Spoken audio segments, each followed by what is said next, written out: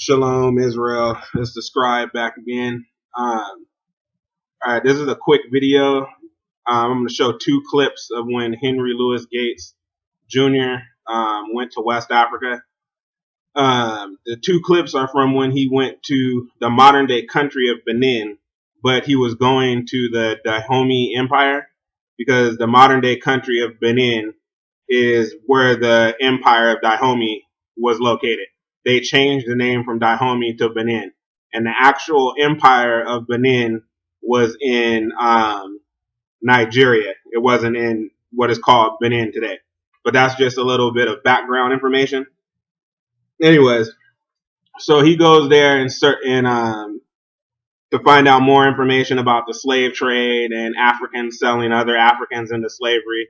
And so I'll let you watch the clips. We'll watch the first clip, and then I'll break it down a little bit. Then we'll watch the second clip, and then I'll break it down. But the gist of this is they teach you that Africans sold other Africans into slavery, and that's false. Africans didn't sell other Africans, into slavery. Africa is a big continent. That's they weren't selling their own people. It was different nations. It was different nations of people selling other nations of people into slavery. And you're going to see that in the video. And essentially what you had Hamites selling Israelites into slavery. It wasn't selling their own people into slavery. It was Hamites selling Israelites into slavery.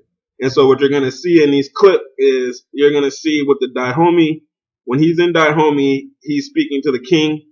And these are the Fan people. And the Fan people, and this is where you get the port of Judah that's on the coast of Benin now. And that's where they brought a lot of slaves from the slave coast. And a lot of those slaves were Uwe, or however you pronounce it, is EWE. But the Fan also captured a lot of Yoruba and other groups and sold them into slavery out of that port. A lot of different Israelite groups they sold out of that port. And you're going to see in this video Henry Louis Gates, being a brother, an African American, an Israelite himself. He's traveling to West Africa doing the research, and then he finds out, he's seeing like, oh man, we're not all the same. Okay, so you have to keep that in mind. So for all you Pan-African brothers out there, because I meet a lot of them, like, oh, we got to unify with all Africans, or globally all Africans. I'm for unifying, but I'm for unifying with my people, which are the Israelites, which is a lot of the Bantus, the groups that were scattered throughout slavery. Not all Africans. Them Africans that sold you into slavery, they're not your friends. Those are your enemies. That's why they sold you into slavery. But anyways, let's watch the clip, and we'll talk about it, and then you can let me know what you think about it. Publicly talk about this history of the slave trade when the people of Dahomey sold other black people to the white man and then shipped them to the New World.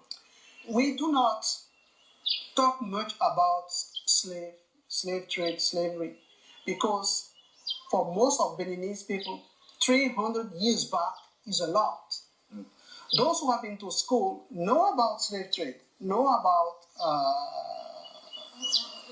what happened to their brothers sold to the New World. And a few months back, we had the bicentenary of the death of King Agonglo. Mm-hmm. And Agonglo was said to be one of the kings who tried to stop slave trade. But of course, he did not succeed. But he must have known how bad it was. Yes, he knew. They knew how bad it was. That was why they didn't trade their own people. Mm-hmm. They would trade people from the wars and battles they did all around the country. Okay, so if you heard the dude towards the end, he said that of course they knew how bad the slave trade was, and of course they knew how bad slavery was, because they didn't sell that's why they didn't sell their own people. They sold other people. You're hearing it from the horse's mouth. He specifically said, we did not sell our own nation. We sold other people. We knew how bad slavery was. We knew. So this another concept that you'll hear from, especially a lot of Afrocentric Kemetic people of our people who are lost and confused and are on that like Pan-African tip. You'll hear like, oh, they didn't know how bad slavery was, or the Europeans tricked them. All of that is false, dude. Like, they knew how bad slavery was, and they didn't care because they weren't trading their own people into slavery. Okay? Like, we have to wake up as a people. Like, we have to wake up. Okay? And like, there's all kinds of proof of this. There's numerous examples of where people got sold into slavery to the New World by mistake. And you know what happened? Those people, somehow they ended up getting sent back to Africa. Why? Because the chiefs and the kings negotiated for their return. Because they were sent by mistake. So, anyways, so you're seeing Henry Louis Gates went to Dahomey, and the guy he's talking to is a historian from the region. He's one of the people. He does the history for the Dahomey Empire.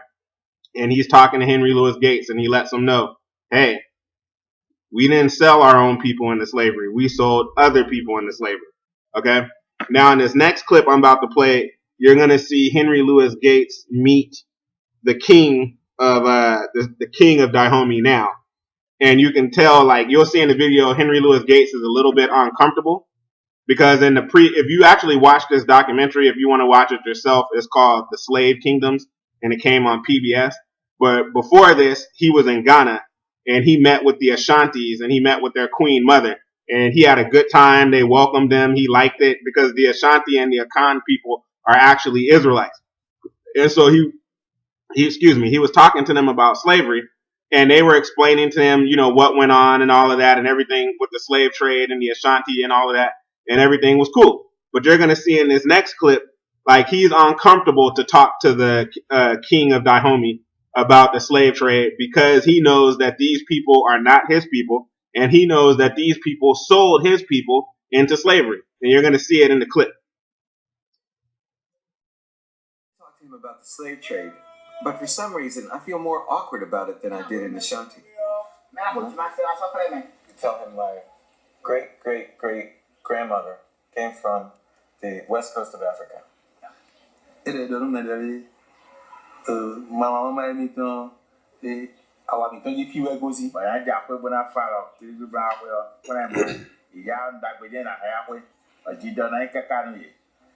very happy to see his friend, his son, who has gone to London or America to be today a very important personality, and he returned to home. Thank you.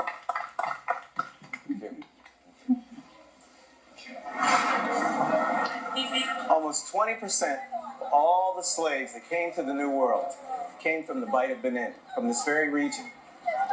And the slave trade here was run by the kings of Dahomey, run far longer than any other aspect of the slave trade, all the way to 1885. So they knew what they were doing. So for me to go to the court of the king of Dahomey, as nice as the people are here, and as much as I enjoyed it, was, for the descendant of one of those slaves, an unsettling experience. Okay, so there you have it. Before we close out, though, I want to just touch on a couple points that I feel are important for Israelites to keep in mind. If you're an Israelite and you're researching your history, don't jump on the bandwagon just because you read a book and we've already discussed how DNA tests are irrelevant. Sorry to burst your bubble, but check my video I did on the Igbo DNA test, and also the video deals with the Igbo DNA test in the Kenyan elections. Check that video out and just do some of your own research. DNA tests to determine ancestry is completely faulty. It's not reliable. DNA tests are only good for determining who the parent is. If you have the DNA swab from the dad and the child, or are determining in like a murder case per se, if it hasn't been manipulated. But I don't want to get on that. Check the video I did on that. These are facts. Don't rely on a DNA test to determine your ancestry. One of the reasons, though, in that for us as a people, why you shouldn't rely on that, and then just because you read in some book where it says, oh, these people, a lot of Fulani slaves were brought to the New World. The Fulani owned slaves already. And the slaves and I'm just using the Fulani as one example, but this goes across the board with some groups in Africa, like the Fulani and the Hassa. The Fulani and the Hassa didn't sell their people into slavery to the New World or to the Arabs. The Fulani and the Hassa sold other people that they captured, or they sold slaves that they already owned. And the slaves that they already owned, that they sold to other people, were not technically Fulani. Even though Arhasa, even though they may have been living amongst them, and even though they may have identified as being that, that's because they lived amongst them, and that was the country or area that they lived in. So they just identified with those people because they had been slaves there for so long. The Fulani themselves even know that those people, and like I said, it's not just the Fulani, there's some other groups in West Africa like this too. They knew that those were not actual Fulanis. That's why they had them as slaves. And then they would sell those people to the New World. Okay? So when you get that DNA test done and it's telling you, oh, I got some Fulani in me, like that's not actual Fulani. Okay? Anyways, the other point that I wanted to make was the reason why I say, when I say most Bantus, I never say all Bantus, because it's not all Bantu groups are actually Israelites. The other thing we have to remember, a lot of them are, but some of them are not.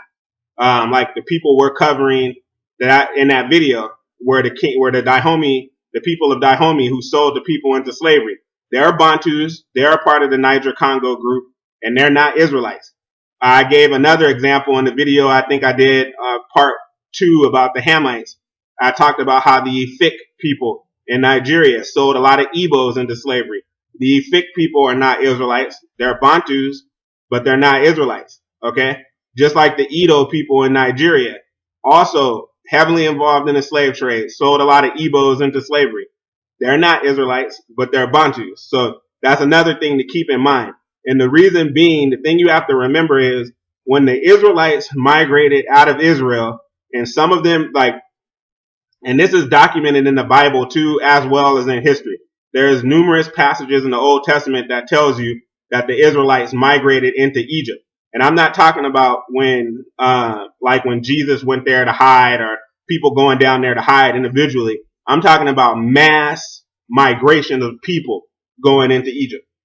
So anyways, when the Israelites went into Egypt, there were Canaanites who went into Egypt too. There were Canaanites who settled in Northwest Africa. That's how you ended up with Carthage, along with Israelites. And this is covered a little bit in part 2 of the Hamite series, part 2, where I deal with the Hamites in that series, and we're going to cover that in the upcoming episodes of that series, the migration patterns. But the point is so you had Canaanites with the Israelites migrating to these different parts of West Africa. And you have to also remember that the Israelites and the Canaanites lived in close conjunction with each other. Even in Israel, you read that in the Bible.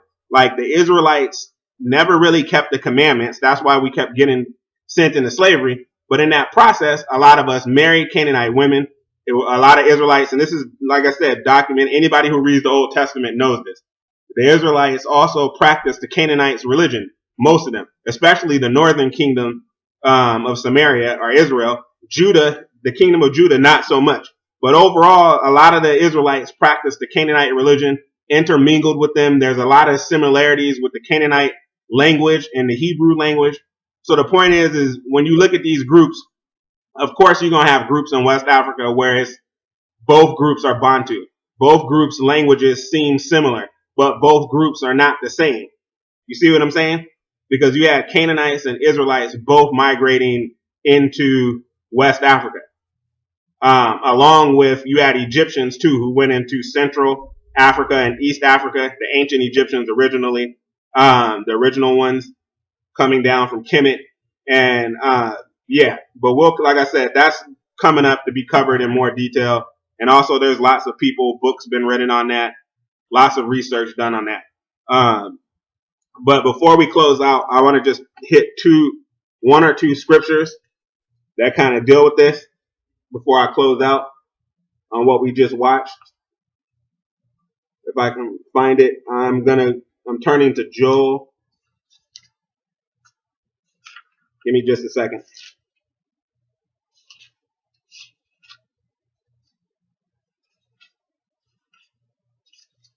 All right, Joel. I should have it marked in here, but apparently I do not. Hold on.